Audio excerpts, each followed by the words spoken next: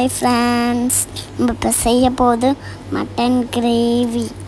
உப்பும் மஞ்சத்தூளும் போட்டு 4 விசில் விட்டுக்கலாம். வச்சு எண்ணெய் ஊற்றிக்கலாம். கிராம்பு, ஏலக்காய், பட்டை போட்டு சின்ன வெங்காயம் கட் பண்ணி வச்சதை போட்டுக்கலாம்.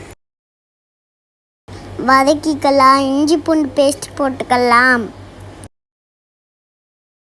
கருவேப்பிலை போட்டுக்கலாம். தக்காளி போட்டுக்கலாம். வதக்கிக்கலாம். உப்பு போட்டுக்கலாம். மஞ்சத்தூள் 1/4 ஸ்பூன் போட்டுக்கலாம். வதக்கிக்கலாம். மிளகாத்தூள் 2 ஸ்பூன் போட்டுக்கலாம். தனியாத்தூள் 2 ஸ்பூன் போட்டுக்கலாம். சீரகம் மிளகும் போட்டு சேர்த்து போட்டுக்கலாம். வதக்கிக்கலாம். மட்டன் வேக வச்சோடனே தண்ணியும் சேர்த்துக்கலாம். வதக்கிக்கலாம்.